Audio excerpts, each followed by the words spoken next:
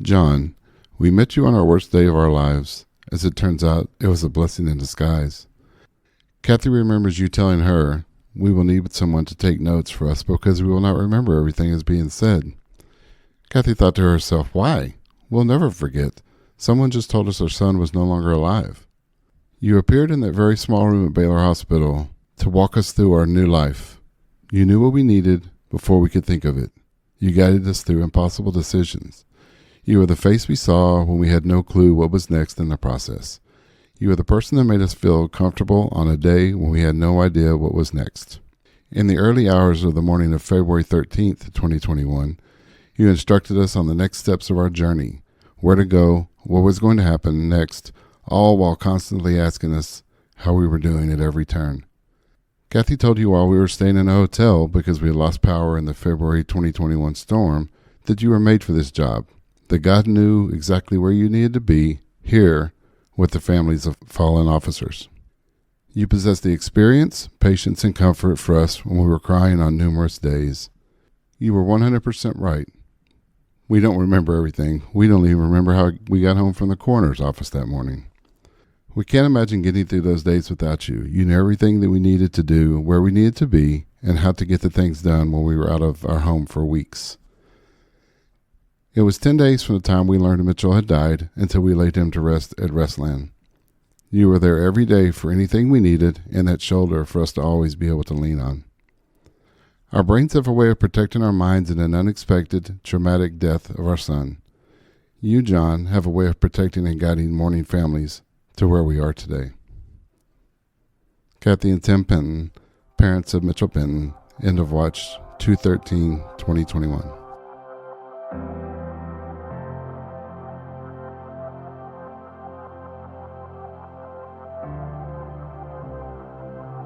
Probably one of the things I learned I learned a lot in all my positions that really helped me with my job now, but one of the things I learned was I don't have to be in a hurry.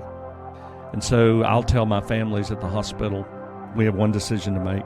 We don't have to make it today. We got to make it in the next 24 to 48 hours. And that's to decide on a funeral home. I had been in the unit to coming up on 2 years. Foy was my lieutenant at the time, and he called me at 1:30 in the morning and said, hey, we've got a deceased officer. I said, we're at Baylor. So you get up, get dressed, you start running through your checklist of what you need. You never know what you're going to run into at the hospital. And get to the hospital, and Mitchell had been dead probably for about an hour, and they had him in a room. Most of the hospitals have a room where you can view the body. And as I walked in, they were getting ready to go in and view Mitchell. And you just walk in and you tell them who you are, and you give them a business card, and you say, I'm here. We're going to get to know each other a whole lot better. And then you just kind of start walking them through it. I don't know what I heard on the radio, but I think I heard that 3 officers were shot. And so he got up, but then I went to the hospital to be with everyone. And there were 3 stars there, there were 2 stars there. There was brass all over the place, but there was no question who was in charge of that scene. And that was my dad.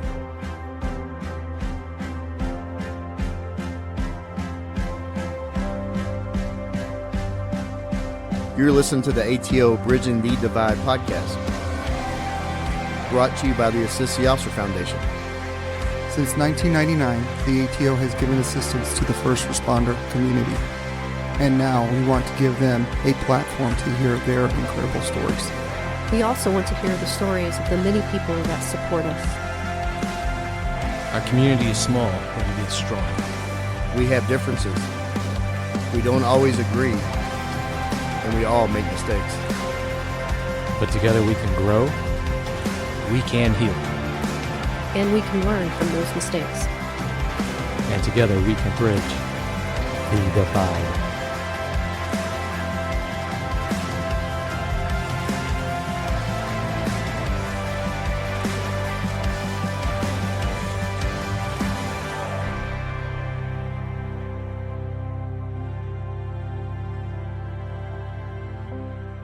There are some people who spend a career enforcing the law.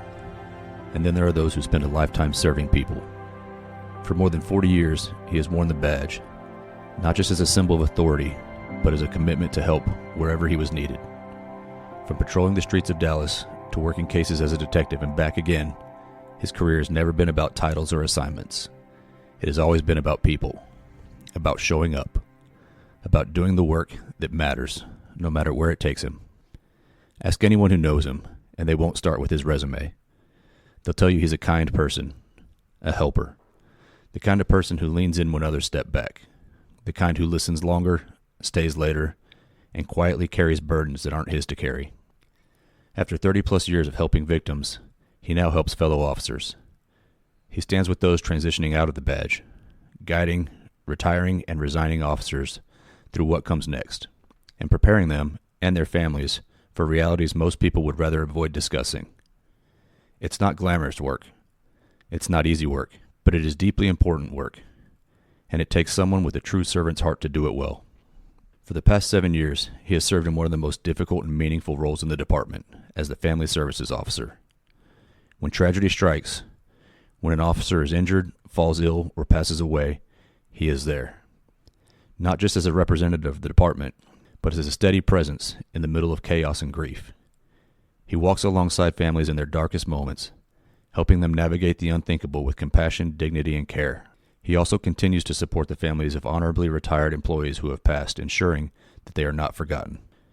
Grounded in a strong faith and shaped by his time at Southwestern Baptist Theological Seminary, his life reflects a calling far beyond a career. At his core, he's a family man, devoted to his own and deeply committed to the families he serves every single day.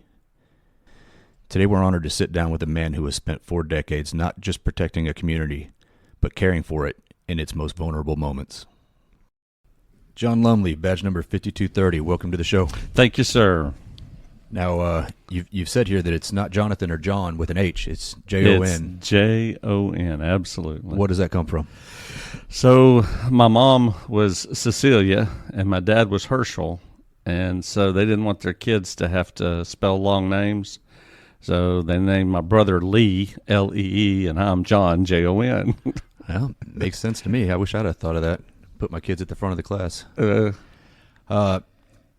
Before we get too far, I've got Joe King with me today. I'm Kent Wolverton, and we have Jon Lumbley 1 is who we know him as on the department's email because that's how we do things. But is it the second? Are you junior? So not a junior, but I am John, spelled the same way without the H. And as you were saying, talking about your kids spelling their name a certain way, I'd like to add that if you take the H out of John, you have to explain it to everyone every time when your first name comes up. So you take that risk when you go Jon. Yeah, no, there's trade-offs for sure. I probably accidentally emailed you on some things looking for your dad. Definitely. I don't know why there's a one after you. Well, can you tell, since you got you, can you tell the listener where you work now? Yeah, so I'm a sergeant in the assaults unit. I've been on the department for about 13 years now. Been there for about 2 years, loving it. What's your badge? 10455, 5 numbers away from being double.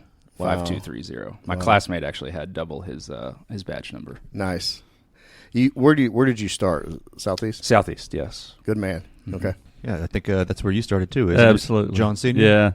Yeah. Do we call you John Sr. or OG John, or how do you guys differentiate it? Dad.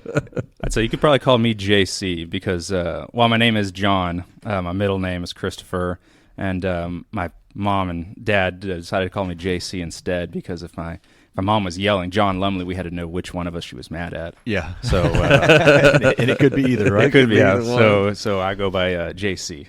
All right. So John Sr. here. Let's get started. You grew up out in East Texas, huh? Well, I grew up all over Texas. I was born in Waco, went halfway through high school in Pasadena, and then halfway through my junior year, we moved to Longview. That's where I graduated from high school, Longview Lobos, and went to college in Kilgore Junior College. So you touched just about every corner of Texas trying to grow up. I did. Hadn't been out west. Didn't go out west. Yeah. But that's a lot of moving in long ways. Longview, though, that's a beautiful town. Love it. Just absolutely love it. Would move back there tomorrow, except I've got 40 years here now, and I'd be coming to Dallas. That's a heck of a drive, yeah. 2 or 3 times a week. No, but those Lobos like to put a whooping on my boys every year. We got them this last year though. Yeah. We got them at home too at their place, so that was Yeah. extra sweet. But man, they're going to have a stout football team again. They keep kids out there, and that East Texas they strength. feed them Wheaties. They feed them something. I'll Yeah. tell you, Yeah. they're a different breed out that way. It's fun to go though. What about Kilgore College? So went to graduated from high school the summer after I graduated. So let's get started with college, and started at Kilgore Junior College. Got an associate's degree in criminal justice, the winner of all degrees, and then started applying for agencies. Applied with Pasadena, which is where I had lived all those years. And they told me I was too young, and rejected. Didn't get hired. Said I needed a little bit more time underneath my belt.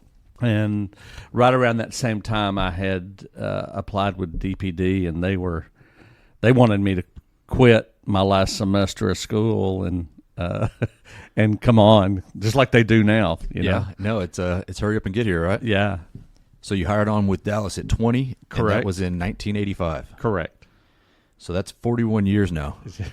Thank you so much for reminding me.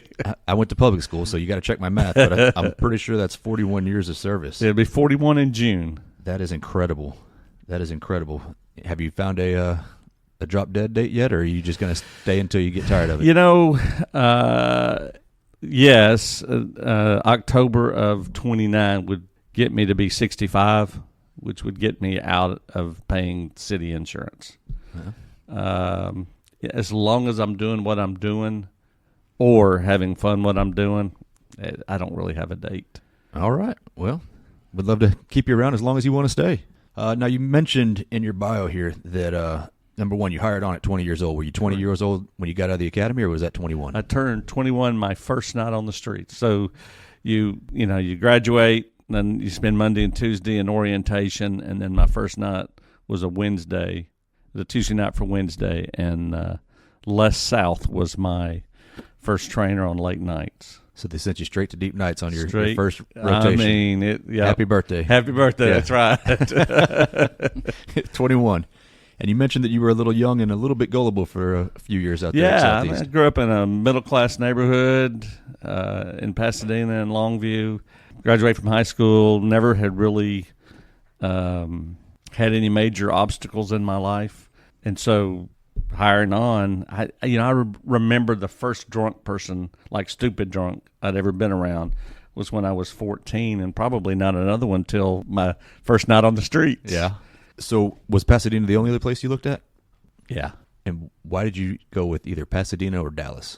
Well, I went with Pasadena because that's where I had a lot of family or a lot of friends. Dallas, I don't really remember why I did. They came to our school and recruited, and so I had the information right in front of me and applied. And really, I mean, it was really pretty seamless project to get in, or not project. What word am I looking for? Process to get in. What exactly was it like applying? I don't think there's really not been any changes. Your oral history, or your history, your physical. I think they maybe even still use the same physical, the strength, the hand strength, the mile. Nothing really changed. Do they still use the big paper packet, or can we finally use something online? It's online now. Okay. Yeah. It was online back then, but you had to print it out, which was a pain because home printers weren't exactly great when I was starting, so I could imagine. And I don't even think they take paper anymore. Good for us. Look at saving the environment. Yeah. When my chaplains applied to the department, they have to go through the same background check a recruit does. And I believe theirs is all electronic. I hope we've advanced that far. Yeah. Whatever we're doing it well because the academy's full. Yeah. And it's pumping people out, so we're doing good. something right over there. How long was the academy? 17 weeks. 17 weeks. That's almost what we have now. Yeah, I think it's about... Yeah, we're at 40, I think. Oh, are we at 40? Yeah. Okay. I was going to say it's changed so much now that he could count it in weeks. Well, we count it in months now. It's so much longer. So what is that? 4 months? Right about 4 yeah, months? we started June, and we're out in October. So was that fun starting the academy in June with all the physical training? And so we ran all that. summer? We were at the old academy at Bachman Lake. Mm-hmm. You ran the lake every day. Physical fitness was my downfall then, and still a little bit now. And that was the one place that I really struggled in the academy, and that's what I'd tell anybody that was applying now was, hey, that's something you can control. If you're in bad shape, you got a lot more work. But right. if you can beat the academy or beat the physical part, that's one less thing you have to worry about in the academy. Do you remember anybody from the academy as far as the instructors? Art Lozano was our class coordinator. John Allen was the sergeant. Martinez, I don't remember his first name, but Lieutenant Martinez was our lieutenant at the time. A lot of stories back then. Yeah. With the command staff. What kind of stories you got? Probably ones that don't need to be on the podcast. Statute of limitations may or may not be over. Yeah, well, there's some good ones then. Some of the rules that apply to the academy now were created in Class 190. So it was Class 190. It was, yeah. Did you guys have a class motto back then? If we did, I have forgotten. Sounds like you remember. You just don't want to say it. I get it. Sometimes they're a little embarrassing. What about you, JC? What class motto? Class 330, strength, honor, integrity, came as many, leave as one. You say it every day, a million times a day. You can't forget it, right? It's stuck in your head for sure. Okay, so any classmates still around? Is anybody else stuck around? Yeah, Pearl McDowell, who works in she works Open Records, I believe, and she left the department. She came here from another agency, did 10 years, left, finished out her retirement there, and then came back, and is here now. So another servant that just has to serve. That just has to serve. That's right. I get it. So you said you struggle with the physical portion of the academy. Was the academic portion okay? I guess. I think I failed one test, which for me is pretty good. Yeah. So the first one usually gets everybody, Yeah, right? yeah. Because you don't know what you're walking into, and then after that you're like, oh, okay, now I know how it goes. Yeah. You figure out what you need to study and how they do their test stuff, Yeah. which not too difficult. But if you don't pay attention, you don't study, you're definitely gonna have a And I problem think with that's that probably test. my part is I'm not the best studier in the world, and so like you said, until you get an idea of what's going on. Well, when you're 20 years old, there's so much other stuff to do. Yeah. You know, why would I want to sit around and study something? Yeah. Too much studying in school. I want to get out. Yeah. After listening to your podcast, your academic life and my academic life sound just about right. It was a problem. It really was, because high school was so easy for me that I didn't have to hardly study at all. Like, if I was sitting in class and you said something, I'd remember it. But then in college, they were like, well, you don't have to go to class. So I was like, I'm not going to class. Then I'd show up and there's a test, man. Oh, horrible.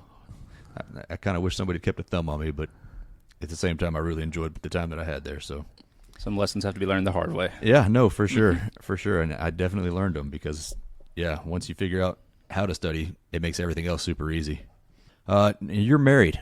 Married for the second time. Was married to JC and my daughter's mom for 32 years. And unfortunately, that marriage dissolved and got remarried in 2022 to the lovely Michelle. Now, were you married before you joined the department, or was that after? I got married a year and a day after I hired on.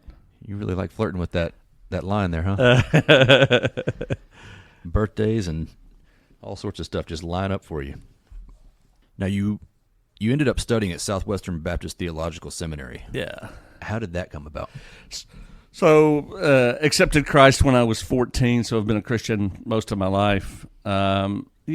In high school, dabbled a little bit with maybe wanting to going into ministry. Police work since I was 4 has been what I wanted to do. So there was never really anything else. High school, I kind of dabbled with maybe doing some ministry stuff. Didn't pan out, and so it was full on, hey, we're going to go into police work. Got my associate's degree, wasn't the best student, but got the degree, got hired on.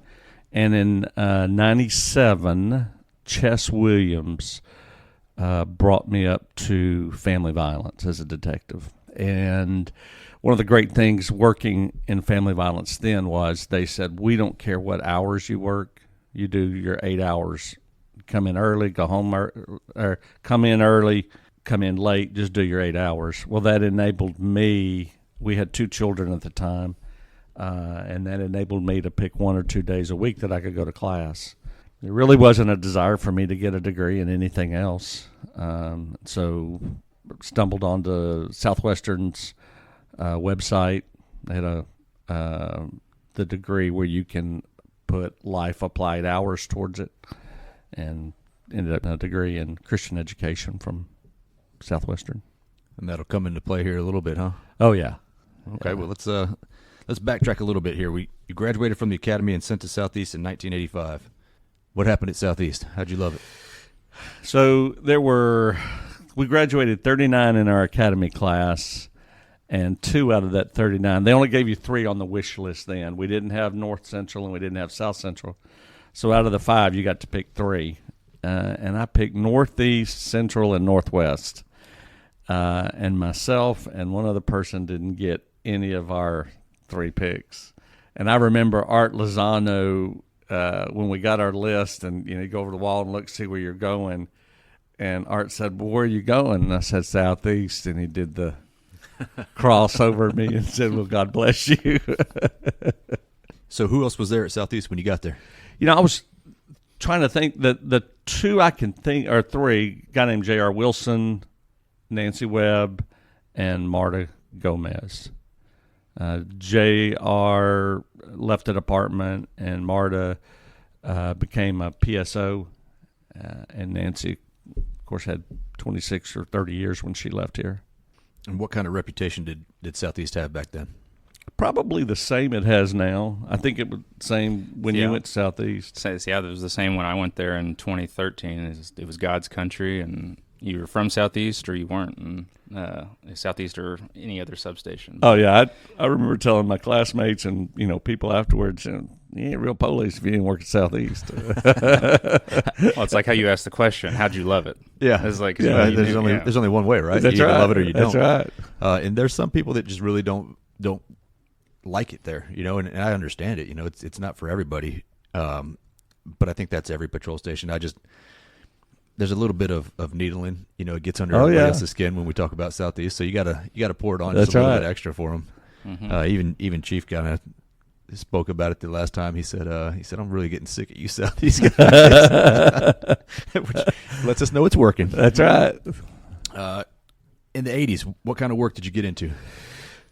I was looking back. I worked late nights. Not my whole time at Southeast, but for 3/4 of my time at Southeast. And you came in, they were always holding calls. So your first 2, 3, 4 hours were clearing up calls. And then the cool months, it would slow down a little bit. You could do traffic stops. And I never really focused in on one thing. If anything, it would have been probably answering calls. Yeah. Well, we've mentioned it before. It's like an ecosystem, right? You've got your guys that answer the calls. You got your guys that love working traffic accidents. You got your guys that love chasing stolen cars. Oh, yeah. And I'm sure back then there was a ton of stolen cars, especially late nights in Southeast Dallas. And GM products. They just removed that ignition right out of there. Yep. You had mentioned that you were involved in an encounter. Was that during your first term at Southeast? Yeah. So February of 1987, I was working a special assignment looking for stolen cars with Dale Mercer, who's no longer with us. We jumped Firebird coming off of R.L. Thornton Freeway at Longview and tried to pull him over, and the chase was on. Drove through Pleasant Grove. At one point, he ran into somebody's yard, and Dale bails out to get him. And the guy backs over Dale. And the reason why Dale didn't get hit was because he saw him coming and jumped back in the car.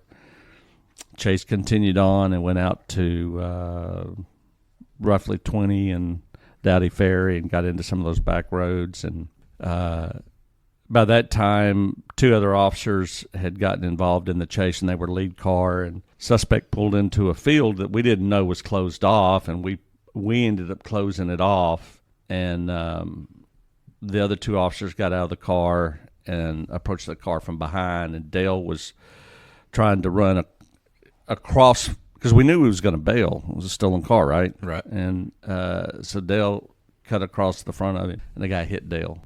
And all I remember was Dale being on his back. Dale was a former college football player, and Dale was on his back and had his feet up against the bumper of the car, and the guy was pushing Dale. And then 3 of us ended up shooting and taking the guy's life. Now, we talked about it offline a little bit.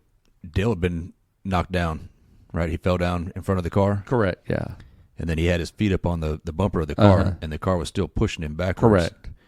And there was a part about the handle of the gun that you mentioned. Yeah, so when Dale was on his back, and I remember looking at the photos, Dale had grass stains like you would see if you were dragged on the grass, where his shoulders were as it was pushing him back. And Dale carried is when we could carry larger bore guns, and Dale was carrying a .44 Magnum. And Dale's gun got bent down into the dirt, and so it clumped up probably an inch or two of grass on the butt of the gun before he was able to roll out it from by the side of the car. So being involved in a shooting back then, what was the procedure after that? So I remember when I was on training, Bill Darr, who was my supervisor on training, said, if you ever get involved in a situation, get on the radio, declare an emergency, tell them what you got. That's exactly what I did. Went back to the car, declared the emergency. Air One was over us and saw the whole thing happen. We got together. Sergeant got out there, told us to be quiet and not talk about what happened, and that's what we did. Capers gets out there. We did a walkthrough at the time. We did walkthroughs. Just immediately afterwards? Just immediately afterwards. And then we went downtown, came down, wrote our dear chiefs, our statements, and then we were done. Then it was thanks. We'll see you tomorrow morning. Yeah, they gave us the day off. They had instituted the day off then, which at the time I thought was good, and I still think a day off is. But I on my day off, then I went into 5 days off, and I was working a part-time job, and I think that probably then I thought it was a good thing. I think I probably should have been around my peers quicker than I was. Now, you had 5 days off. Was that a planned vacation or? No, it was. I was working a part-time job. Yeah. Yeah. So there's a little bit of back and forth with, should officers be home for 3 days or should they come back and maybe be in the station? Having been left on my own when I probably shouldn't have been for way too long, I get that side of it, right? But also I know that not everybody deals with things the same way I do. Yeah. So I don't know if there's a true line of how we should handle those. And I think we're missing the mark right now because it is a solid, hey, now it's 3 days off, right? Yeah. So you've got to take 3 days off, but you can take more, but you can't come back sooner. Yeah. Right? And there's a lot of isolation, it feels like, when you're at home, especially after something like that. It almost feels like a punishment. Absolutely. And I don't know how to get it to not feel like a punishment. That's one of the things we've got to work on as a profession, to figure out how we actually handle different people, because we're all individuals, right? We all handle things differently, and there should be maybe options of how you should handle these things. And I think having a blueprint for how you handle it is missing the mark. Yeah, and I think that some of that should be left up to the discretion of the officer. The problem with bringing them back too early, or one of the issues is being able to keep your mouth shut. For sure. And how you can convince a young officer, because I was 21, maybe 22. Yeah, I was 22 when it happened, teaching a young officer, when somebody walks up and says, hey, man, you okay? Or what happened? Can't talk about it. And you shouldn't. Right, but everybody wants to know. But the natural response is to talk about it. And everybody's going to ask you. Yep. And then they all want to know, and if you don't tell them what happened, then they tell you what happened, right? Yeah. They fill in their story, so that's always fun. But yeah, I think maybe there's a middle ground somewhere in there where we fix that a little bit, and maybe in years to come we'll get a better grasp on how to handle those. Yeah, and I feel like when it's a clearly justified shooting, the response can be different too from when it's, hey, maybe a little shaky, kind of in the gray. Yeah. And so if you're isolated at home, replaying it over and over in your head, not knowing, did I make the right decision? Just questioning yourself and wondering, am I going to lose my job? Am I going to lose my freedom? That can even play a bigger role. Ton of stuff running through your head after that, and just being by yourself. Sometimes that's not the best thing in the world. I think that allows a lot of weird thoughts to creep in, and but again, how do we know how individuals handle it? That's maybe we'll come up with a better way to handle it. But there was no wellness unit, or there was no 3-day policy then. So you took your 5 days and then you came back to work. Yeah, we had there was a policy that said, and that it's still there, that you have to go see somebody in psych services. And I went to see, actually, one of my classmates had come into the department with a master's degree and was a counselor, and so she had already been moved over to that position. And so I went in and saw her, and she said, "How are you?" And I said, "Fine." And she said, "Do you have any issues?" And I said, "No." And she said, "Okay, have a good day." Just to check the box. Check quick. the box. Yeah, everything's fine. Yeah, and what I know now about critical incidents is you got to spend more time than 3 minutes. Yeah, and you got to have a willing part. Your client or the person that's there has to be willing to talk about stuff. Yeah, not under coercion of, hey, you need to get back to your job. So, there's no paycheck without time served, right? So you got to get back in there and start going to work. In retrospect, what would you do different? The night of the shooting, or just in general? Afterwards. I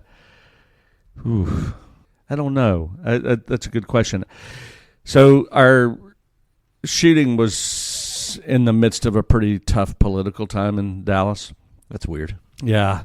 And they had, between our shooting and we went to the grand jury about 6 months later, they asked us if we wanted to testify, and the word then from our defense attorneys was, let's not testify.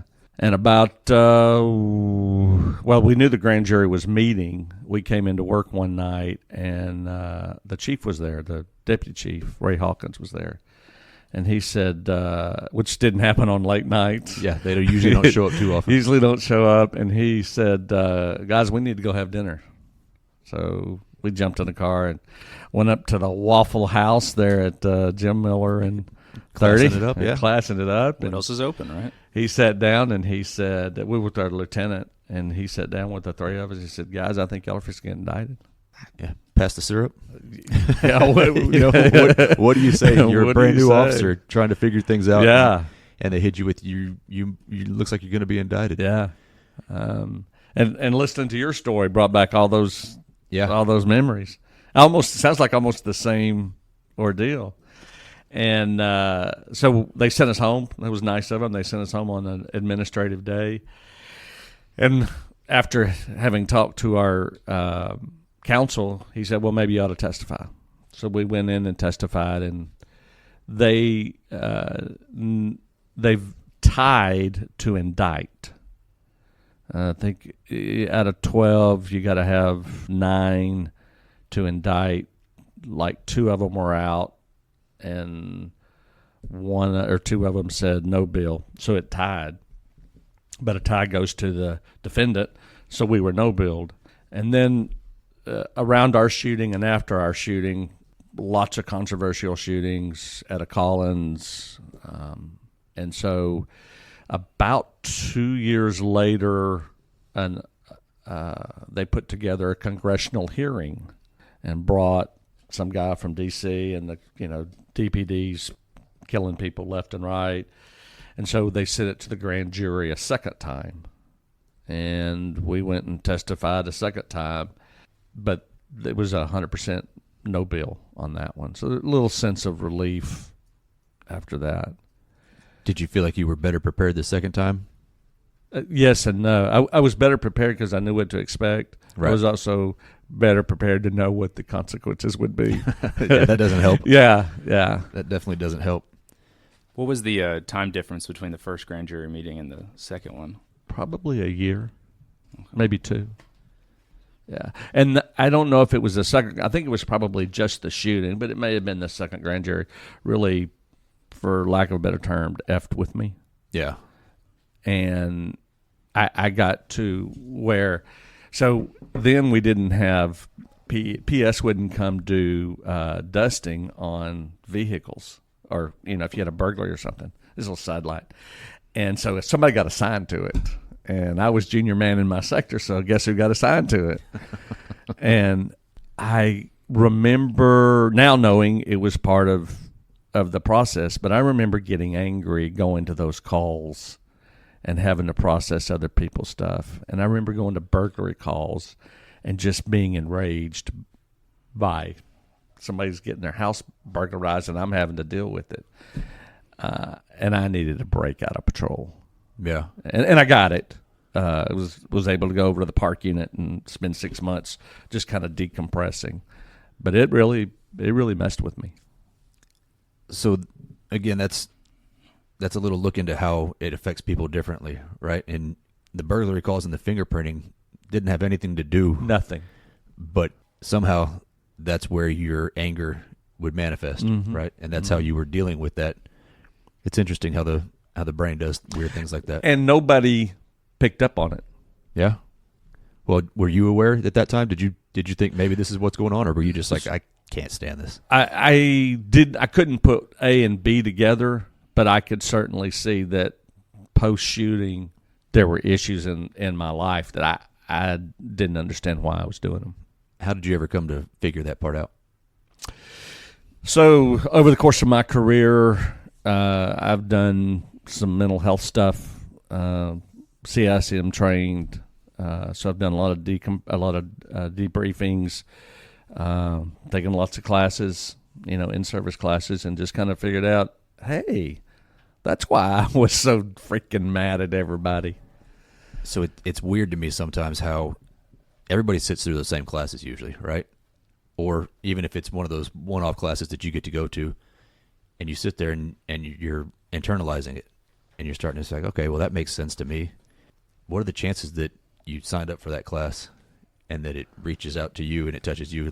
There's probably 30 or 40 other people in the class that don't have any relation to it, that don't figure that stuff out. They're just sitting through the class, but somehow you're in the right place at the right time to figure that stuff out. Yeah, to hearing the right wording. Yeah, absolutely. Well, and then to be cognizant enough to be like, hey, that's exactly what's going on with me, right? Like, kind of weird how you're reading my mail right now. Yeah.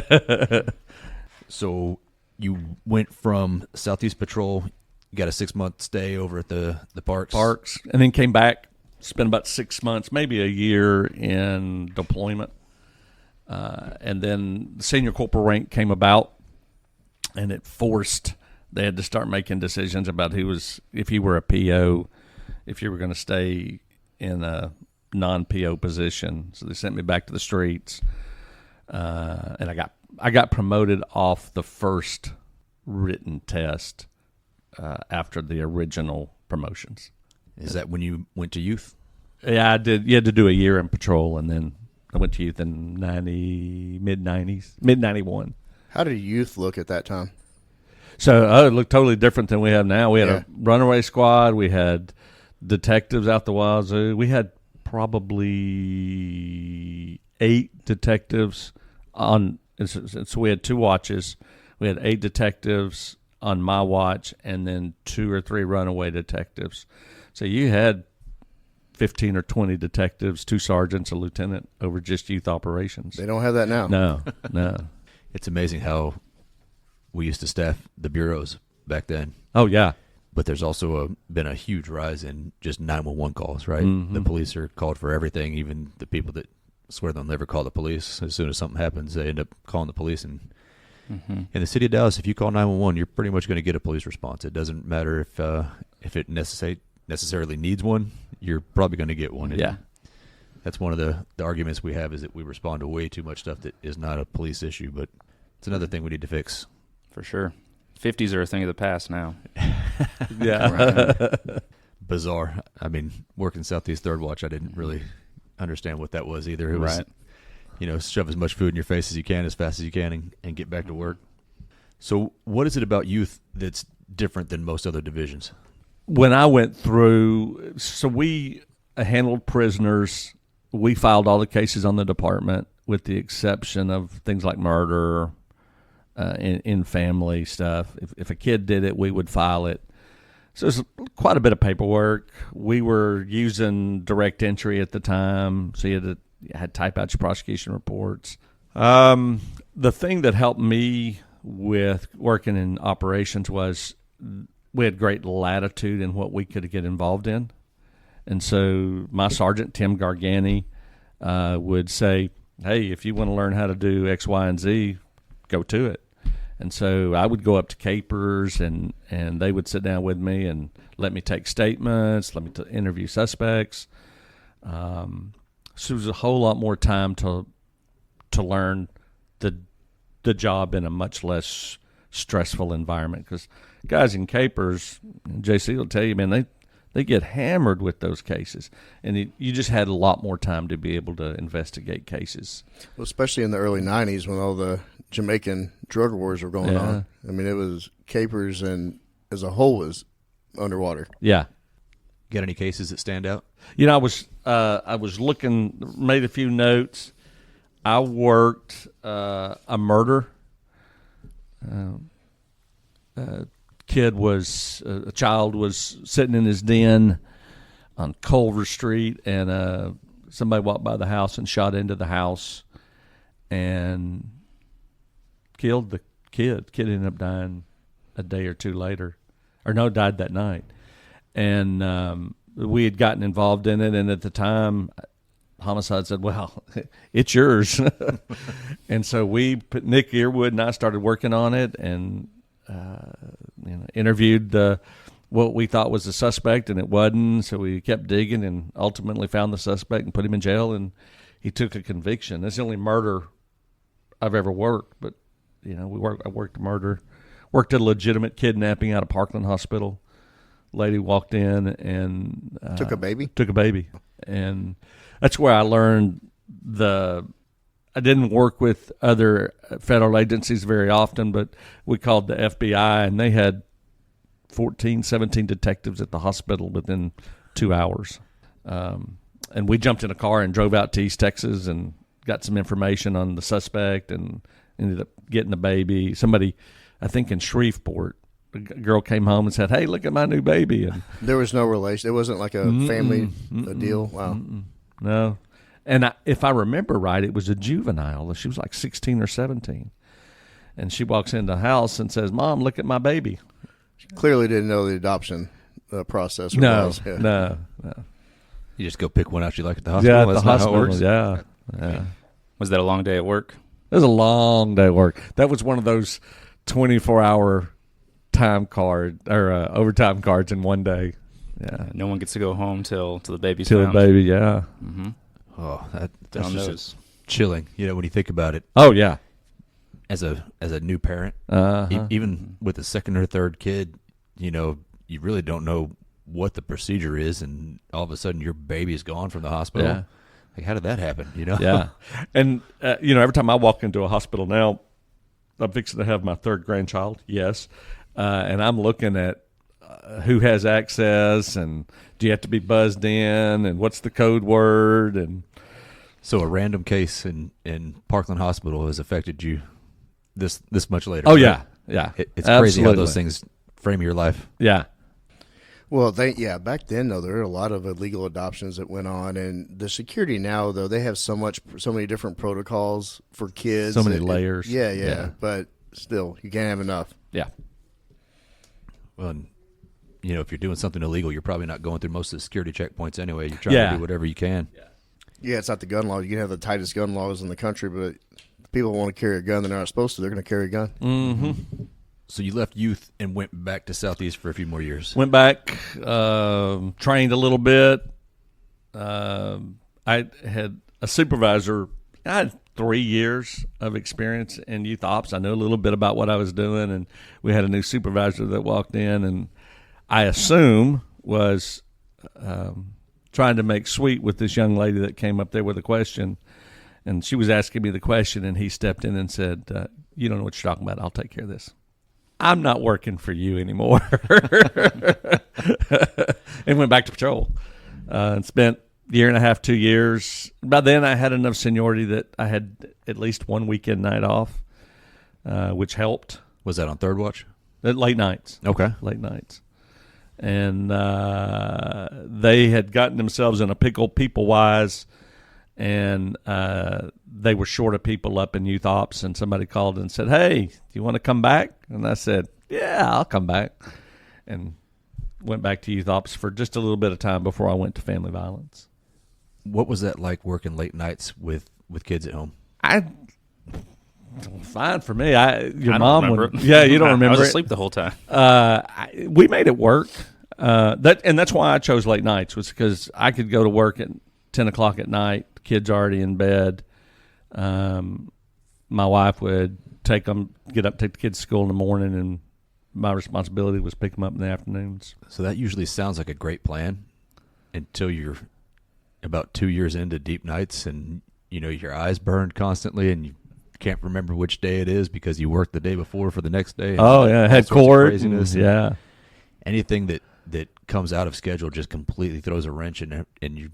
It's hard to recover when you're working nights, but your family's up during the day, and so doing that when you're young with your family, that's probably the best time to get it out, and that's why a lot of people won't promote. On this department, once you promote, you go back to the bottom of seniority. You go back to working late nights or evenings. Absolutely, which is not conducive to a great family life. Yeah, we have, I think Joe said, a 70% divorce rate.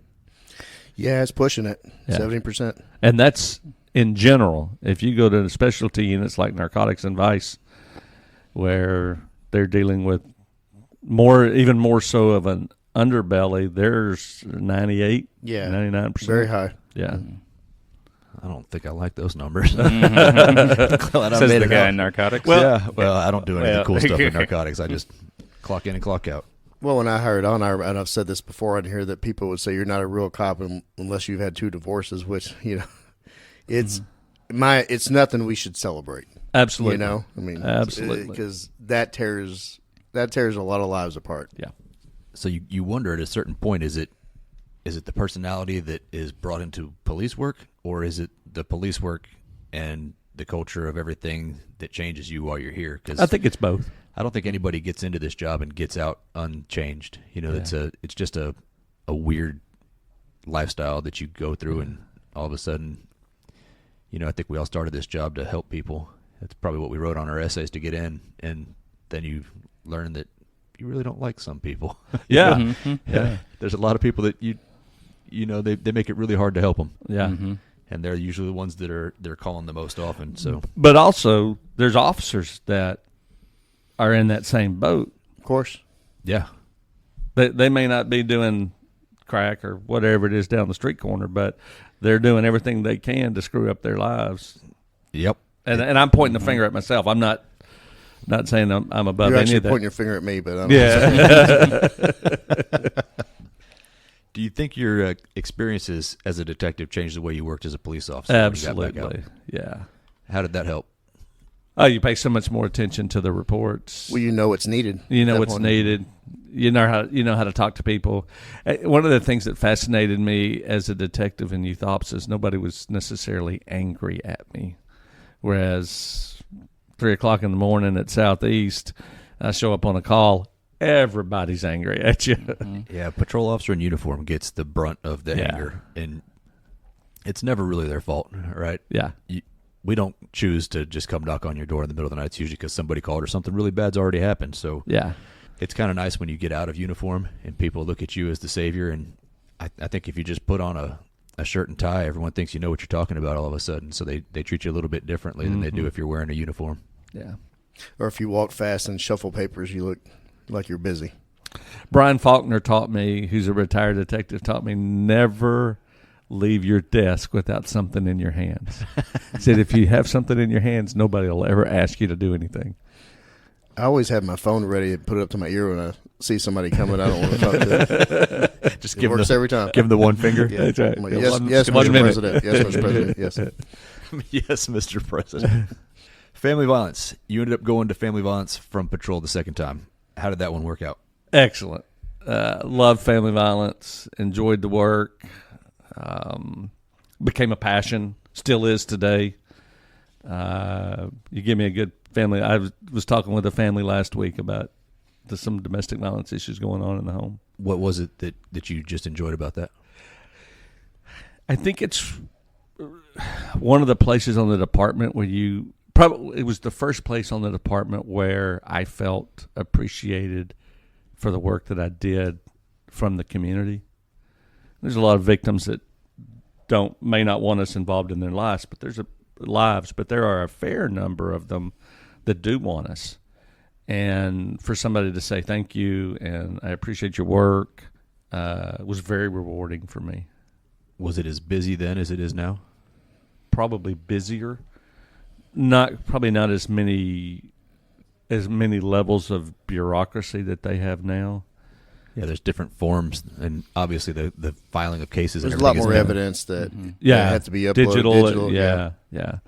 But just the constant caseload is constant. I remember I was tapping one day and was making assignments for 2 or 3 days in a row, and I had probably been up there 8 or 10 years by this time, and I came in and made the assignments on a Saturday, and then I had to turn around and come back in on Sunday and make them again. And it was like, it's never going to stop. Every day. And same way in assaults, not the same victims, but every day you can bet your sweet rear end that there's going to be another 20 offenses that need to be given to a detective. Somebody got beat last night, and I'm going to take care of these that I get, but tomorrow there's going to be another just the same number or more. The big difference between family violence and every other offense is usually there's a known suspect. Correct. So you know who your suspect is on those. That's not the hard part. What is the hard part of getting those cases solved? Trying to get a victim to cooperate. But my argument is why would she want to? There's 4 of us sitting here today, and if we went home tonight and our spouse hit us, are we willing to throw away everything, kids, house, jobs, whatever it is? Are we willing to throw those things away for one hit? Well, no. And then if we're not willing to throw it away for one hit or one slap or one punch, where's the line? Where's the line? And probably one of the things that really helped me working with domestic violence victims was to put myself in their spot and realize that I'm not going to leave either. Okay, then what do we need to do to help you be safe? And that totally changed the way I approach victims. It took it from putting the responsibility on the victim to, okay, what can we do to help? What commonalities did you see in each of these cases? Well, they love them. They want to stay with them. They've created family with them. They're dependent on money. They love them. It's financially, emotionally. Yeah. I can do something about most of the issues that victims go through. I mean, we can get them to a safe place. We can maybe help them with some financial assistance. We can get them in education. Genesis and the Family Place are great shelters and do a lot of great work. I can't do anything about the love. And, if you're lonely, you're lonely. And, yeah, you may have picked somebody that was bad, that was mean. Maybe we can even use the word evil. But if you love him, ain't nothing I can do to stop that. Well, also, how many times did you see frequent flyers come through there? Oh, I'd say probably 80 to 90% of your cases are frequent flyers. They may have never called the police. Very few victims call the police the first time. And if we went home today and our wives slapped us, would we call the police? No. I would absolutely, Kelly, if you're listening. you get one shot at this. Is there? I know there's a misconception that family violence is mostly a lower socioeconomic issue. Absolutely not. I know where you're going with this. Absolutely right. Not. So it happens everywhere. Right? Happens everywhere. All social classes, all races, all creeds, all relationships. It's there's no bounds to it, right? And I think that's an interesting part of it is, as the detective, you get to see that it is not limited, right? It's everywhere. But that also goes back to what you were saying, trying to get people to leave situations, whether they've become accustomed to a lifestyle or they're in love or there's family involved.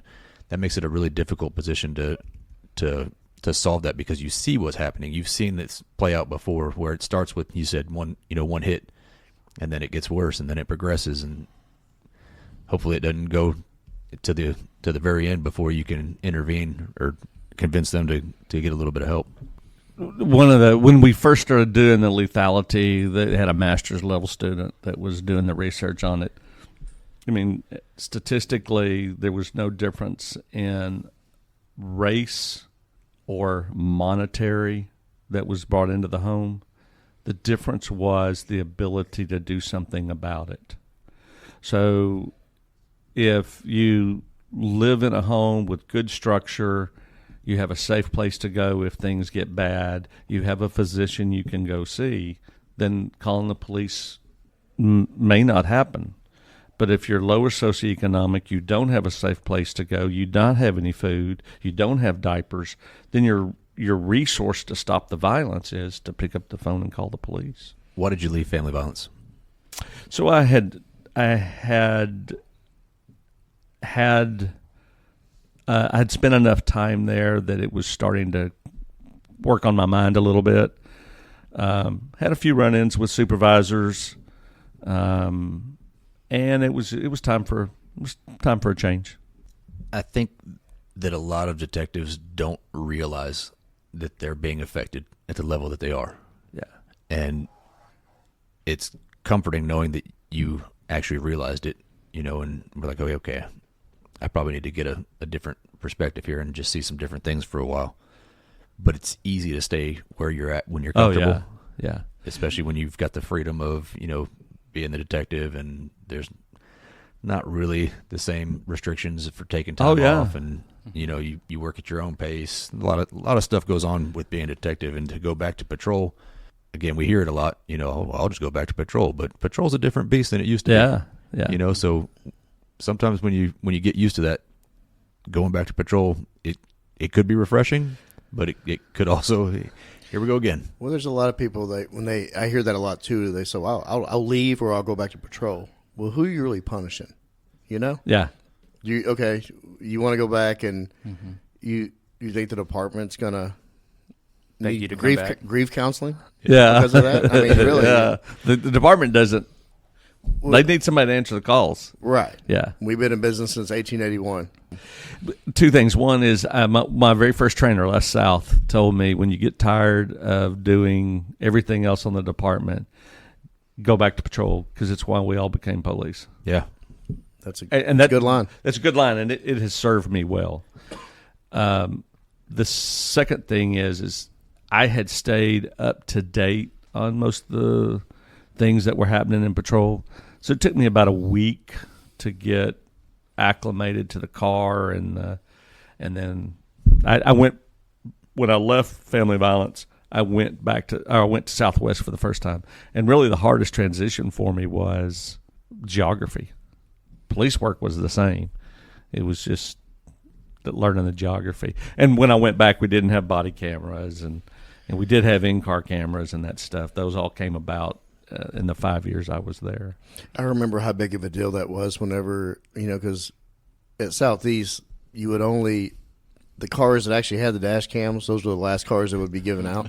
And then everybody wanted the 94 Chevy, the Corvette engine, and then nobody wanted the cars with the dash cam. And then I remember when the AVLs started up, everybody thought it was Armageddon, and then now body cams, and just the evolution of technology has changed so much, and you have seen so much change in your time on. When in my first squad car, I can't believe I'm saying this. In my first squad car, we had a radio, and we had a siren, and we had 2 toggle switches. And my first chase, I was working by myself when I got in my first car chase, and that's what was in the car, was 2 toggle switches, a radio, and a gas pedal. And a gas pedal. Who was the U.S. president during that time? Shut up. What was Southwest like? It was great. Jim Mismash was my partner. We had worked in family violence together. and we went out to Southwest together. And all four of us have had partners before. I work all day with you. And so we just had a great time. Jim and I complimented each other well, and so I could handle him typically when things were going south for him. He could step in and handle things for me when things went south. Got into all kinds of good stuff, lots of laughter. Can't say enough. I'm never going to tell him, but can't say enough good about him. No, I've run into him several times throughout my career, and he's always looked at very highly. I mean, everybody that works around him is like, yeah, he's the guy that knows everything still, and he's held on to a little bit of that old school. Like he hasn't fully adopted all the new stuff, so he's sharp, man. He's got a lot of stuff going on. We might need to talk to him about coming in and talking about some stories. I mean, it's probably good to branch out from Southeast a little bit. No. So again, your experience now was family violence and youth. Yeah. So you go back and were you training again? Back to patrol. Mm-hmm. I didn't really want to train. I enjoy training, meaning classroom training. I did quite a few years with recruits at the academy, but day to day, the responsibility, the lack of freedom, for lack of a better term, I didn't necessarily enjoy that. So I was a relief trainer the time I was out there. You spent 5 years at Southwest. Was it at Southwest the whole time? Because we had the bid stuff going on then. I stayed out there. Stayed out there. Mm-hmm. Was that all on second watch, or did you go back second to late watch? nights? No, second watch. It's a little bit different when you can see all the street signs without a flashlight, huh? Well, and I worked then. It was fifth watch, so I'd come in at 9 and work till 7, or come in at 10 and work till 6. And loved it. Didn't have to get up super early in the mornings. Got off decent time to have dinner, and I enjoyed the fifth watch. No, that's probably one of the better shifts right now, is that late afternoon or late morning, early afternoon. You get a little bit of the lull from the morning. Nothing really happens until after lunch on second watch. And then on the old second watch shift, when you got off at like 3 o'clock, the kids weren't even out of school yet. So by the time you were back at the station, just you didn't have to deal with them. Yeah. Right? So all the troublemakers that were the reason for the 911 calls weren't quite active yet. In 2017, you went back to family violence. Why did you go back? Needed a change. Tired of patrol. I asked. They said, "Yeah, we'll take you back." Both times I left family violence, the impotence for leaving was they had gotten down. The manpower was too low. The first time I left, I think by the time we left, there were 3 of us that went back to patrol, and by the time we left, there were 12 or 13 detectives drawing. So you were drawing 60 cases a week, and that's putting it all on me. And if something gets screwed up, you're not going to say, "Well, we gave him too many cases." We're going to say, "Why didn't you?" Take the responsibility. So both times I went back, and then the second time, when I went up there, we had 34 detectives, and in a matter of 6 months, we were down to 20. And I said, "If you go below 18, I'm leaving." And they got below 18, and I said, "Okay." I know the beast. Yeah, the beast ain't too bad. Well, and you've done it twice now, right? So well, hey, one more time's not going to hurt here. Let's just let's do it again. Now, each time you went back, you said it took it about a week. It takes about a week to kind of get acclimated to any new equipment. Maybe they got a new MDC in there. LEA portals in there now at that point, because I remember I was in legal whenever you went back in. Yeah. So the thing I found hardest when I went to family violence the second time was the portal. Yeah. And they had also upgraded the video equipment quite a bit, so a lot more recording. Well, at that time, the DEA was, I think, family violence was the first unit that was loading their own cases into the portal. Mm-hmm. And I did not agree with that, because y'all were the largest and had the most caseload. I would have rather started with a smaller investigative unit and dip our toe in, as opposed to just diving straight in, because there was a lot of problems. Because I'm the one that had to go train family violence and RMS and the LEA portal, and it was a lot. It's a lot to learn, because you're dealing with so many different people, their capacities for technology, right? And then everybody had bad habits they had to break, and y'all it ended up working itself out. But when it started, and Family Violence was the first unit to put all their cases in the LEU portal and file them to the DA's office, it was a lot of problems. Yeah. I remember towards the end of my time in Family Violence, we had a training with a guy that was in Capers, and they had recently found someone had quite a few cases in their RMS. Yeah. Mm-hmm. And so the guy that was teaching us was a Capers detective, and he pulled up it's DME, right? Yeah. Yeah, pulled up his DME, and he had like, it was an assault, but he had like 4 cell phones and 4 warrants, and I'm thinking, Ring camera. yeah, I'm thinking, oh, mine's not that bad. He probably had 80 entries in his DME. Yeah, and the thing is, with all those problems, there was, RMS rolled out in 2014. And in my opinion, looking back, I got there to legal in 2016. I finally learned RMS in 2017, and then by 2018, I was creating a manual for the whole department. I believe, looking back, you cannot start up any kind of program, train everybody when you first roll it out, and not do any checks on it. And that's what happened. Yeah, there was no of all the investigative units, because whenever I started training it, there was 10 different detectives. I could look at 10 different detectives' case files and see it done 8 different ways, and there was no consistency, and that could lead to a myriad of problems, and it did. Yeah. Mm-hmm. Joe, explain what DME is for the listeners. Digital media evidence. So it's basically when you first started out. Think about it. When I started out in the late 90s, getting video footage was rare, and then it was VHS tape, and now everybody's got a high def recorder in their hand, and all of that, Ring cameras, surveillance videos, all of that needs to be put in each case file to comply with the Michael Morton Act. And then now we got the Richard Miles Act. That's just digital media evidence is basically, in Sarge, you this is your wheelhouse now. Yeah, no, and they've changed it since you've left too. Every month they make a new rule, and it changes constantly. Dealing with all those audits that y'all are doing now. Do you know where that started? From you finding out these problems. Yes. So there and it keeps people on the road, but it's still you doing.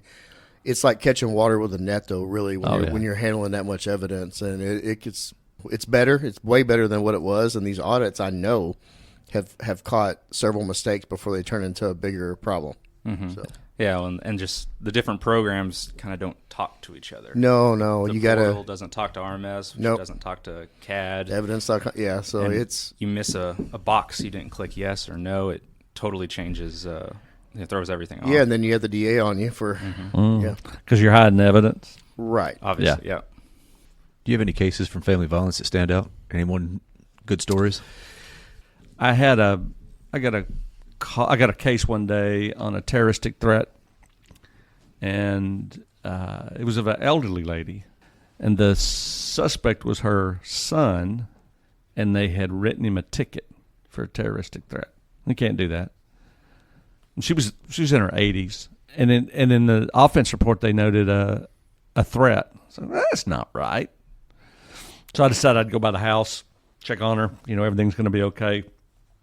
Go up to the house, knock on the door, and Grandma comes to the door. But Grandma's bleeding from the face. And there's burglar bars, and the burglar bars are locked. And she opens the door, and I tell her who I am, and she says, "Help me." So I try to open the door. Where are the keys?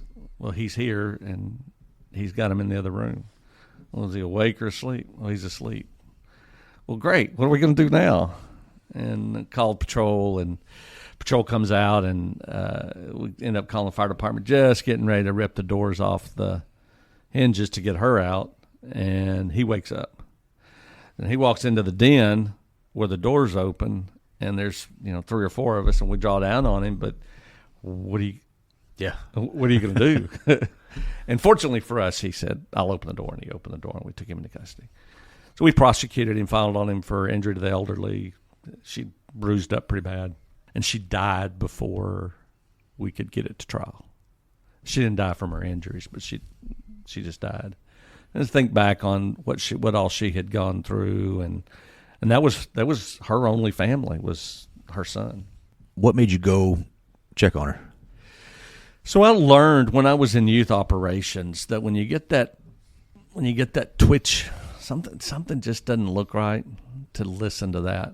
And what I found is most of the time nothing's going on, but I've run across, I had some stalkings when I worked in family violence where just not everything seemed right, and you go over to the house and check on her and he's there. Or when I went back to patrol, Cindy Stewart and somebody came to him and said, "Hey, we think we got a stalking. What do you think about it?" This guy they had a baby together. He'd gone over to the house, and by the time the police got there, whether it was 5 minutes or 3 hours later, was always gone. And I told Cindy, let's just go sit down the street. Of course, they're trying to give out calls and everything else. We mark out on a 5-8. And we hadn't been there more than 5 minutes. And she calls 911 screaming. She doesn't know we're there. And she calls screaming. Said, he's here, he's going to kill me. And we drive up, and Cindy goes to the front door and knock on the door, and I go around the back. Sure as all get out. He's sitting he's out of the car beating on the back door trying to get into the house. And it's just that little, and we all have it. It may not be in family violence, but we all have that thing that says, maybe I need to check on him. Maybe I need to follow up. When you've got a really heavy caseload, right? It's not light there. So you're juggling a lot of cases, and you're deciding, I'm going to put everything else down for a second. Let me go out and actually do some field detective work. Yeah. And it's called instinctive hunch. Yeah. I mean, really. It really is, yeah. Yeah. And I follow the same thing now. You know, whether it's you or JC, you call me and I say, "Hey, how things going?" You say, "Oh, they're all right." Something's not right about the way Kent said that, or there's something not right about the way my son said that. Let's do a little follow up and see what the real is. And sometimes he took me to lunch last week, and he called and said, "Hey," or I saw him and he said, "Let's go to lunch."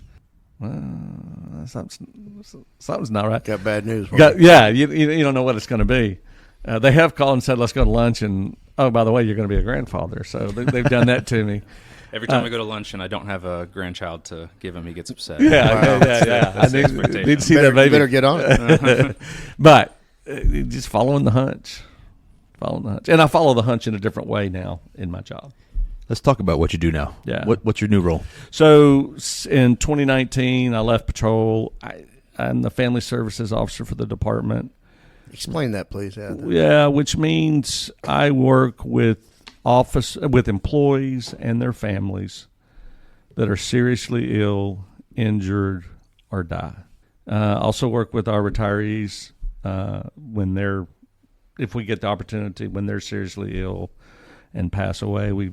The department honors them if they're honorably retired, and so help coordinate that with the families. That is the bulk of what I do. Fortunately, we don't. We average probably 3 to 5, maybe in a bad year, 8 active employees that pass away in some form or fashion. But when it's an active employee, it's a whole lot more. There's a whole lot more to do. Why did you? Was Mike Miller? Was he the one that you? Mike Williams. Mike Williams, your predecessor. Yeah, he was my predecessor. That early in life, when we had talked earlier today, that cross between ministry and police work has always been with me. Even in the screwed up parts of my life, it's always been with me. And so as time has gone on the department, we worked at Southeast, the Oakleberry, Birchfield. When they got killed, we lost quite a few officers at Southeast alone. Tom Bond, I was out there when Tom and Sherry got. So there have been times in my career where I have kind of gravitated towards working either with families or with officers in those situations. And I had applied for the family services officer position in 2012, and they didn't take me. When I went back to patrol, they didn't take me. Okay. And then in 19, I had done some gone through some personal stuff that changed my life for the better. And I think God finally said, "Okay, you're ready."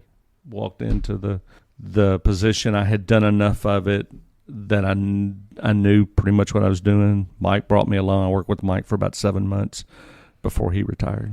Well, there's not like a really good manual for that either. because you're dealing with grieving, a lot of grieving people, a Oh, lot yeah. of angry people, Yeah. right? Yeah. And yeah, kind of just walk us through that, how you navigated that, because you're like Mike probably did it different than Reed, Yeah. and you do it different from Mike. So how long did it take you to get your own style? I would probably say so. I lost I lost 3 employees before Mike left. The first 2 were natural, and the third one was in a car crash. The naturals are a little bit easier most of the time because they're expected, and so families have had an opportunity to kind of process. Stage 4 cancer. There's probably it's hard to come up with a different outcome. Right. Probably by the time I got to the third one, the officer that died in the car crash. What was your first line of duty death that you worked? So my first line of duty was COVID, right?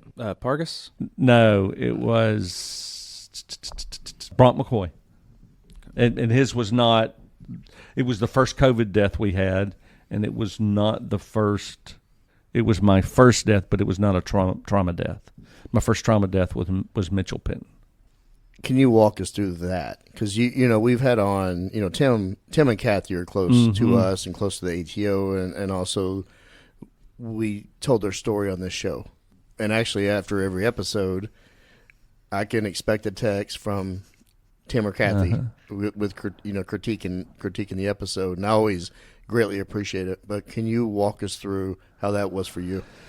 Yeah, so I had been in the unit to coming up on 2 years. Foy was my lieutenant at the time, and he called me at 1:30 in the morning and said, "Hey, we've got a deceased officer."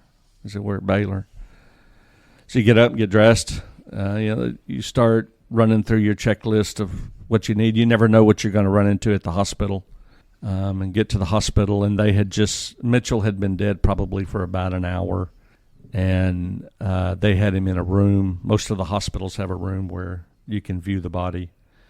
And as I walked in, they were getting ready to go in and view Mitchell. And you just walk in and you tell them who you are, and you give them a business card, and you say, "I'm here. We're going to get to know each other a whole lot better." And then you just kind of start walking them through it. I've done enough of them now that I know we're going to be at the hospital until the ME gets there. I got to get my motor jocks lined up. They've got to run the route. I got to get honor guard there. You got to keep chiefs informed. Keep them in line. Keep them in line. Yeah. Foy is. I love you, Chief Foy. Is great. Was great about being the hard part. Hey, this is what I need, and he would step up and do it. And Andrea Van, who's my supervisor right now, let me tell you, you 2 sergeants in a room, y'all got to go a ways to get to beat Andrea. She's just fantastic. She's a good person. Yeah, she's so quick with responses too. As soon as you ask her for something, you get it right back. Yeah, she's my right hand person now. So she's my go-to. If I walk out of a room and I need something, she's there and takes care of it immediately for me if we can. How do you turn off your own emotions in a situation like that? You're dealing with, because I have a problem seeing other people grieve, and it bothers me. Even doing this show, I see it a lot of it. How do you turn that off and find that strength for them to get through it? Because you have a task to do. Yeah. Probably one of the things I learned a lot in all my positions that really helped me with my job now. But one of the things I learned was I don't have to be in a hurry. And so I'll tell my families at the hospital, we have one decision to make. We don't have to make it today. We got to make it in the next 24 to 48 hours. And that's to decide on a funeral home. So we slow things down greatly. I don't get in a hurry. I go at their pace. As far as my introspection, I think 2 or 3 big things. First of all is I am very comfortable in my relationship with Christ. So in the grand scheme of things, I know that this is going to work out. not going to work out the way I want it to, but it's going to work out. That's not going to work out the way the family wants it to, but it's going to work out. I have wonderful resources. The one that's sitting over here next to the left of me has shown up on a couple of scenes. He's always supportive, always, asking me questions. Michelle, my wife, my daughter, Kristen, they are fantastic about asking me, what's going on and what do I need. And as much as I hate to give Jim Mishmash credit, he'll call me and he'll say, "You okay?" "Yeah." "Are you okay?" And he'll in a very Jim Mishmash way, give me an opportunity to talk about what's going on. I've got, from my days in domestic violence, I have lots of LPCs that I can reach out to and vomit all over them and talk about what the things I've seen. And it seems like you've mastered juggling all the logistics of everything that goes on with this while still remaining compassionate, and that's a tremendous skill. But I'm not afraid to cry. Chris Jackson, who died 4 years ago. Chris was a friend of mine from working days at Southwest, and Jim was actually the one that called me and said, "Hey, we're en route. We got doing CPR on an officer." And I said, "Well, who is it?" It was quiet. I said, "Jim, who is it?" And he said, "It's Chris." Okay. I'd been up in North Dallas and was on my way home and went straight to the hospital. And the first thing I see is Jim drops out of the ambulance and they pull Chris out and they're thumping on his chest. Well, we know what that means. And so, and that's probably the one that's affected me more than any other. In 25 or 30 minutes, I'm starting to think, "Oh, crap, what is this? What's this pressure right here?" And it's grief. It's just grief. Yeah, it's just bald grief. And so you start crying and you deal with it. And some families are easier to be human with, and some families you're a little more stoic with. Tim and Kathy and Noel, about 6 weeks after Mitchell died, they were doing a fundraiser and we were out front talking, and we had another death of an employee. And there was a lot of contrast between the families. Mm-hmm. And I remember getting teary-eyed talking to them about the differences in the families, without telling them, of course, what we were talking about, but just how one family handles it and another one doesn't, and the pressure that can bring. We've had some interesting scenarios. We all have the same end, no matter who we are. Oh, absolutely. No, how much we make or what rank we have. We all have the same. We're all going to die. We're all going to die. We all have the same Act 3. What are some things that officers' families can prepare for down the road that they could get things in order, that it would help them greatly? Probably the biggest challenge I see are families who do not communicate and don't have an idea of what to do or how to do it. And I can walk you through the how to do it for most stuff, but they've never had a conversation with their wife or husband. "I want to be cremated," or "I don't want to be cremated," or "I don't care what happens to me." I think I'm probably at about 25 active employees that have passed away in my time out doing this job. And probably 19 of those I've been at funeral homes, and families have said, "I don't know what he wants," or "I don't know what she wants." And those things can be solved by a simple conversation. My kids know that if I TKO here in the room, bring me back, try. And then don't you put me on a machine that's going to breathe for me. And I think having those conversations, what you want to do with your kids, our most recent passing, Blow got on a airplane and to go see his family and never made it. Right.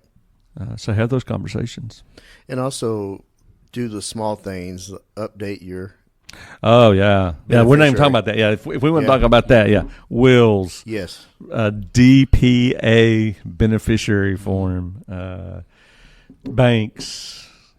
It's no longer you pass away. It's no longer your problem, but there are many people that are waiting. They're there, dealing with grief, and there's so many unknowns because one, as you mentioned, you don't talk about it, and two, from a legal standpoint, certain documents were not completed or updated that now your loved ones have to deal with as well. Yeah, have to deal with the consequences. Yeah.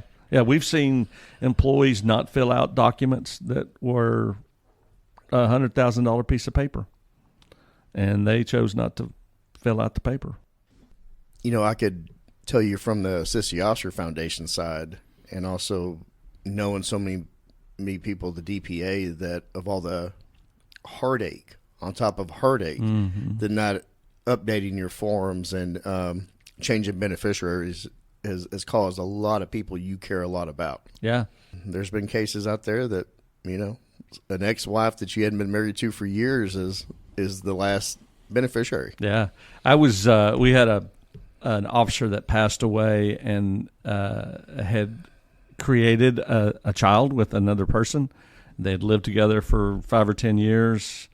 And he ends up passing away and has his baby's mama assigned on his DPA benefit or his city benefit. And but they weren't married. They were never married. And they had broken up about a year before he passed away. And so we're pulling all of his information. And she was the mother of his child, and I don't think he regretted doing it, but he never did it. And, you know, went over and talked to the city attorney and said you can't unmarry somebody that you've never been married to. And so she got the benefit. Yeah, that's a lot of. I mean, and if you walk over to the DPA right now, there is a sign right in the front door that says "Change your beneficiary." Yeah, and that is something so simple. Yeah, because as we already pointed out, the divorce rate and is pushing 70%. Yeah. So it's likely that you might have to do something like that. Yeah. But just I can't harp on it enough. Just do.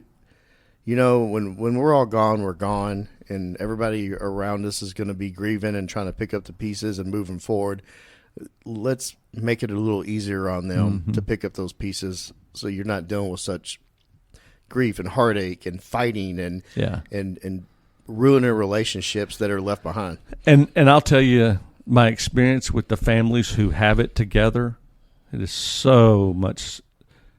It removes so much pressure from the family internally when they've had the conversations, when they have the will set up, when the beneficiary forms are correct.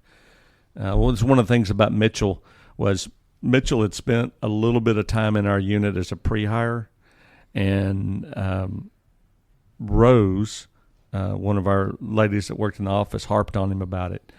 And he had gotten married about 9 months before he was killed. Yes. And all of his paperwork was done.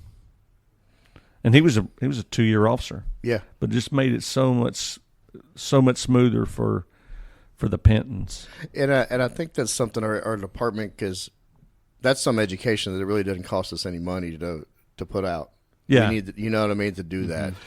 It's important to know. So if you made me Grand Poobah and I had control of everybody, every sergeant would sit down with their officers and make sure their IWM is, sit down with them. All right, you only have one person. I want 2 more there. Because it's not uncommon for me, especially on the younger officers, but I even have chiefs that haven't updated stuff. But, okay. You listening, Foy? No, yeah. Foy is a very – Foy and Moore are both advocates for getting it done right. Yeah. But, hey, you got to put 2 people down. All right. You know. Well, one thing that that we've seen before is, and I know you've seen it, is – they'll have the city information changed, but they don't do the association, and that's different. Yeah, and that could be problematic. Yeah. So I do want to talk about something you touched on earlier, you know, and you've mentioned it quite a few times since we've been sitting here, is your faith. Yeah. Can you talk about that and how important that is to you? Yeah, absolutely. Accepted Christ when I was 14. You know, one of the things that we haven't talked about is I'm in recovery and for some integrity issues, and my faith was with me the whole time. And until I got my recovery issues under control, my life was in disarray. And when I got them under control, in that part of that process, is I lost my first wife, and I divorced, and rightfully so. I'm don't fault her at all for that. But Christ is the one who walked me through it, kept me balanced. I'm a part of a program called Celebrate Recovery. I'll give a shout out to them. That it made life so much better for me.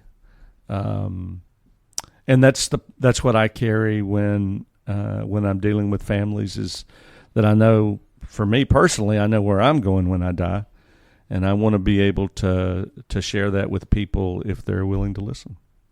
No, I love that, and thanks for being so open and honest and vulnerable with that, because this, not that anybody listens to the show anyway, but I appreciate that, because I think a lot of people need to. I think we can learn from others. Yeah, and one of the things I've learned across life, but certainly in the position that I'm in, and looking at our department, we all screw up. Absolutely. Every one of us screw up. And I think that's probably one of the things early on in my career that I really struggled with, was trying to be perfect. And I wasn't being perfect then, but in my mind, thinking I was perfect. And none of us are perfect. And some of us screw up a little bit. And some of us screw up a whole lot. Some of us screw up and, get fired or get demoted, or maybe it's not that traumatic. Maybe some of us, I'm thinking about some recent officers that have ruined their career. Dude, we're all there. We just may not be doing something quite as bad, but we all screw up, and forgiveness and grace and all those things are super important. I have to give you some props, because the wellness unit is still a relatively new unit, and what we do here, what we talk about, are a lot of things that we cannot talk about, right? And there's we work behind the scenes in this unit on a lot of things, and have a lot of issues. But one thing I could say, that seeing you in action at horrific scenes, I've seen you multiple times at line of duty death scenes, horrific scenes, and also seen you at the hospital when Michelle Fletcher passed. Mm-hmm. You really, I kind of watch you from afar and kind of in awe, just saying, man, he's got a process down that's extremely impressive in a very difficult situation. So it's really refreshing to see, and the department's really going to have a loss whenever you finally decide to leave. Well, thank you very much. Yeah, those are very humbling words. It's not an easy job. Yeah, and I feel very called to it. Absolutely called to it. Clearly. Mm-hmm. Can you talk about your grandkids? Yeah, absolutely. I've got young Whitten. I have Miss Tori, and I have a third on the way. Don't know if that'll be all, but if it is, that's okay. So when I first had Whitten, he lived with me, and there was already an incredible difference between my two children, and my grandchild. And I think my very uneducated thought process is, I don't have to worry about the day-to-day with my grandkids, and that frees me up to be a papa. JC here has to worry about the bill. He has to worry about the house. He has to worry about that big pool he has. Mm-hmm. And I just get to go to the house and spoil the heck out of the kid and love on him. I was listening to a podcast a couple of years ago, and they said the responsibility should be the responsibility of every grandparent is to love their grandchildren and be on their team 110%. And I am all for that. Well, speaking, there's one thing that crossed my mind that I want to ask you about your son. How much of an influence were you whenever he decided he wanted to do this? I guess that's a question for me. Well, Well, I can say I was not always drawn to this profession. That was not what I set out to do for the majority of my school life growing up. What I thought I wanted to do was, I was studying to be an engineer. At what school? At Texas A&M University, Gigamaggies. There you go. And so that was where I thought my life was going to go. And then I was in a career day development, basically, and they had an engineer come in and talk about what he wanted to do, and just had a realization sitting there that I was like, oh my gosh, I don't think I want to do this. I don't think this is the path that I want for myself. But if that was my plan and that was no longer the plan, I didn't really know where to look. But I knew I wanted to kind of not always, be trapped in an office doing data entry stuff. I'd done some of that in college and knew that wasn't going to be it.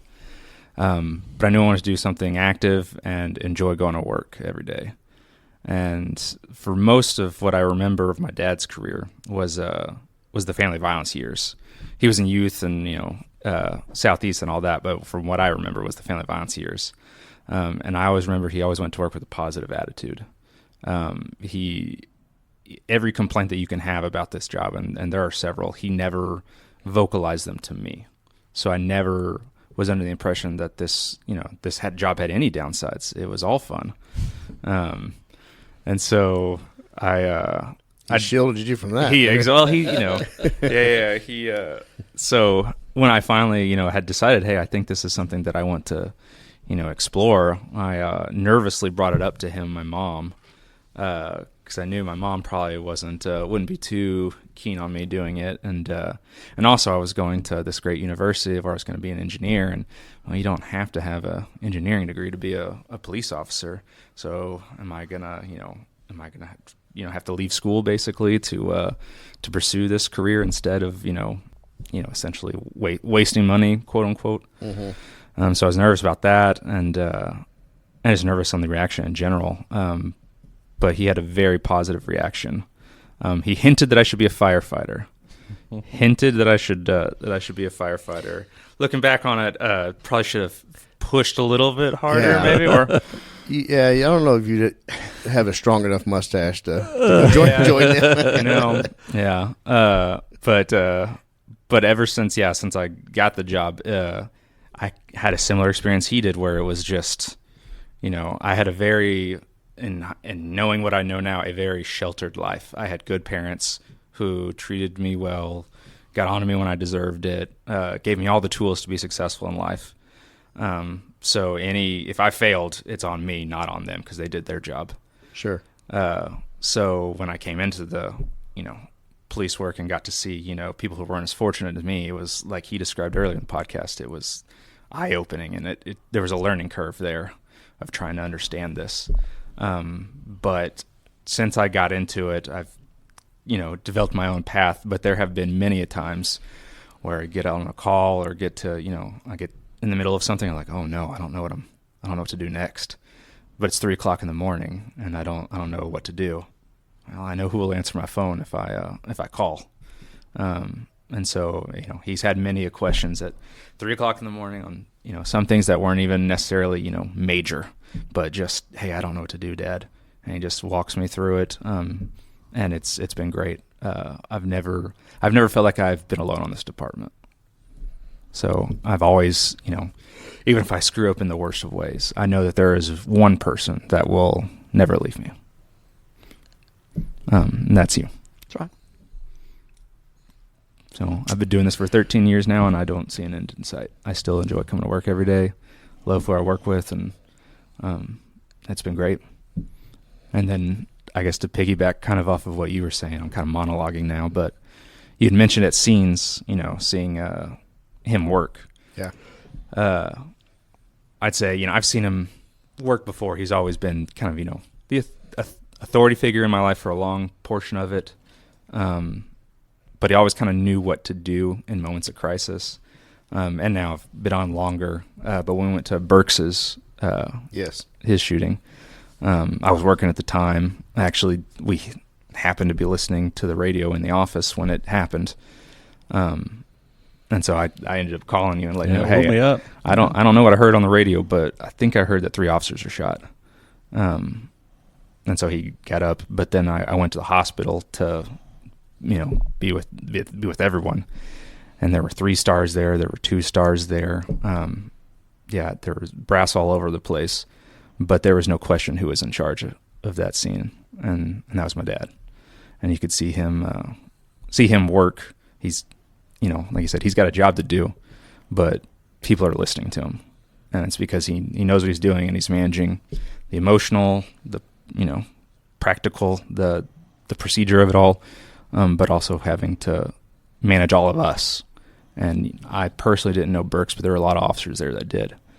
And so just seeing him work in that capacity, it was again really impressive. He is the calm in the storm, right? Yeah. Yeah, if I get upset, something's gone wrong. That's what I tell people. Yeah. Well, and it does happen to me. Of course. It doesn't happen to me. You're human, John. Yeah. How proud are you of him? Oh, I mean, what more could you say? Is everybody gives me a hard time and says, well, do you salute him now? And I said, not in this lifetime. No, people ask the same of me. They say, do you make him call you Sarge? And I said, I don't. Big Sarge. Yeah. Yeah. I think even if I told him to do something and he said no, I don't think there's anyone who would back me up and saying, no, you're right. He just made a direct order from a supervisor. He has to do it. No, that's not how it works. That wouldn't go far in IED without that patrol number. No. When he was a senior at A&M, he got his Aggie ring. This goes back to the fireman thing. We'd been talking about it, and he'd scheduled their PT test, I think it was. No, it was the first. It was the written test. It was it's a written test. test. It was the one time a year DFR did their first test. They only tested once a year at that time. This is 2012, and it was scheduled for. It was March. Honestly, I want to say it might have been. It was March 2012. And that was my ring day when I was supposed to get my ring. All of my friends were supposed to get our rings. It's a big deal at A&M. And so I had a decision to make, was to miss this ring day to go take this fireman's test. And I was like, nah, I'll go get my ring. It was meant to be. Yeah. Mm-hmm. And so once that was, gone for a year, then it was, okay, well, I'm going to try for the police force. Is this the only police department that you tried for? This was the first one, and like I said, it timed out well where I graduated and then got in a few months later. So I didn't have to, go to Pasadena or anywhere else. It just kind of worked out. I would have had this not worked out. But yeah. We're always hiring, though. Yeah, absolutely. John, can you tell us about Kristen? Yeah, so Kristen's my daughter. She did not take the police route, which was okay with Dad. Yeah. She works for a company here in Dallas and is a coordinator for them. She's 32 and soon to be giving my second grandchild. Good close relationship with her. When I went through my troubled history back in 2015 when everything kind of came to light, my children had 2 different reactions. They very rightfully had cut off the relationship and said, Dad, we need time away from you. And JC, I guess about a month after everything had come to light, and he called me and he said, Dad, we got to go have lunch. And, of course, it's not a lunch that you're looking forward to.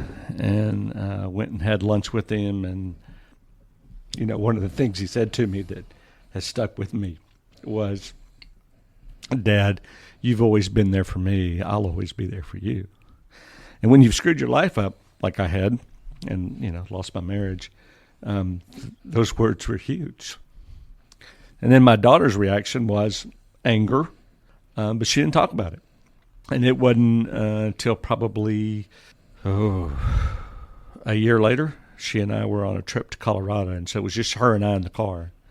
And that faucet got turned on, and it gave us an opportunity to talk about what had happened and the process. And so two totally different kids, and both hold such a special place in my heart. It goes back to communication. Yeah, and sometimes communication sucks. Yeah. Yeah. But if you don't have it, it really sucks. Yeah, it really sucks, yeah. Yeah, and that's in the role I have now. That's what I see is when you don't have the communication, and when you do, it just doesn't get as much attention. John, I have a final question for you. You've been police for 40 years. What are you most proud of, and what do you want to be remembered as? Ironically, none of it's really police work related. I want to be known as a person who put family and friends first. And I've messed that up, especially with my family. So that's a bitter pill to swallow sometimes. But I can certainly do better and love on Michelle. I have some incredible stories, man. As I was writing this, I was thinking of all the things I wanted to say and could say and couldn't say. Got some great skills. They're not employable for anybody else. It's kind of like a criminal justice degree, just doesn't really mean much, but some really good skills. And then I think people allowing me into, maybe this would be the one thing that's police related directly, is people allowing me into a very special part of their lives, and they don't even know they're doing it, but have made some incredible friends as I've gone through the work that I do. I want to be remembered more than anything else as a person who sought Christ, and that's hard because I let the world get in the way. But I want to be remembered for someone who loves Christ. I want to be known as a good and faithful servant. I always want to try to do better, which leads to the last thing, and that is that we all screw up, like we talked about a few minutes ago. Forgiveness and mercy are wonderful things in grace. Hey brother, hey sister, I'll never give up on you. Hey Mrs., hey Mister, I'll see this all the way through. No matter how far the sun and the moon, I'll never give up on you. Down when you're lonely, I'll pull you up. Life leaves you heavy when the going gets tough. I'll be your shoulder, together we'll run up from the bottom, yeah, we'll rise above. Hey brother, hey sister, I'll never give up on you. Hey Mrs., hey Mister, I'll see this all the way through. No matter how far the sun and the moon, I'll never give up on you.